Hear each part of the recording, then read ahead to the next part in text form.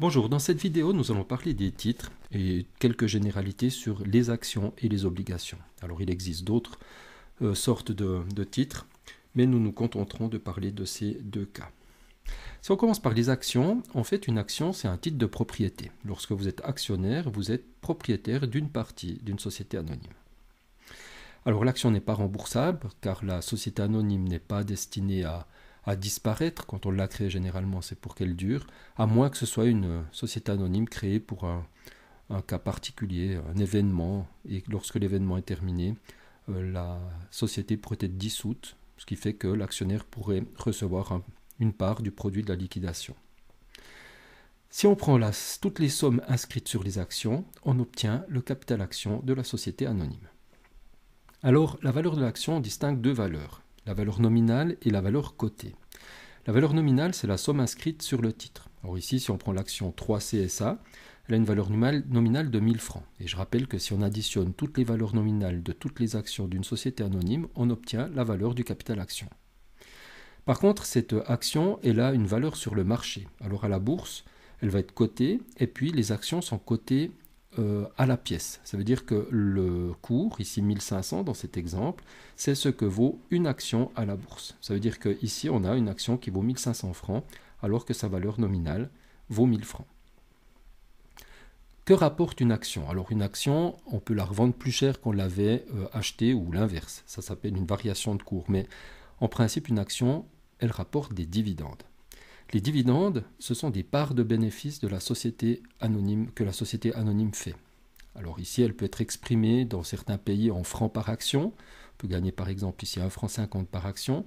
Ou alors chez nous en pourcent de la valeur nominale. Ici 5% de dividendes.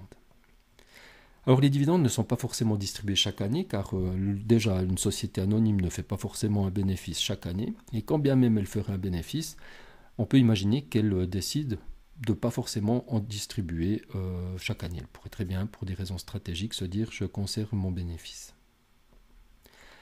Les obligations, elles, sont des titres qui représentent un prêt. Autrement dit, lorsqu'on libère une obligation, lorsqu'on achète une obligation, c'est comme si on prêtait de l'argent à une entreprise. Alors cette entreprise, elle a emprunté cet argent, des grosses sommes généralement, et ce sont souvent des collectivités publiques comme des pays ou alors des grandes entreprises qui procèdent de la sorte.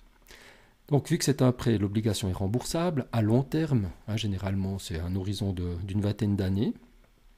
Et puis si on additionne toutes les sommes inscrites sur les obligations, on obtient le montant total emprunté. Alors cette obligation aussi a une valeur nominale et une valeur cotée, donc on va, le même principe que pour l'action, voir que le montant inscrit sur le titre, ça s'appelle la valeur nominale, alors que à la bourse, cette obligation peut avoir une autre valeur que celle-ci, sauf que cette fois, elle est exprimée en pourcent, c'est-à-dire que le cours d'une obligation, ce n'est pas des francs par obligation, comme pour les actions, mais c'est un cours de, par exemple ici, 103,5, et ce 103,5 signifie que le cours est à 103,5% de la valeur nominale. Donc pour savoir quel est le montant en francs d'une obligation, il faut prendre la valeur nominale du titre et multiplier par le cours qui est en pourcent. Et vous avez l'exemple ici en bas, 103,5% de 1000 francs signifie que cette obligation, elle vaut à la bourse actuellement 1035 francs. Alors une obligation aussi, on peut la vendre plus cher qu'on l'avait achetée ou moins cher, et ça nous fait un revenu, positif ou négatif, mais chaque année, cette obligation, elle nous rapporte un intérêt. Cet intérêt, il est fixe parce que c'est un taux d'intérêt qui va s'appliquer à la valeur nominale qui va déterminer la valeur de l'intérêt que nous méritons. Et cet intérêt est payé chaque année à une date précise, ici par exemple le 20 août, et cette date, on l'appelle l'échéance.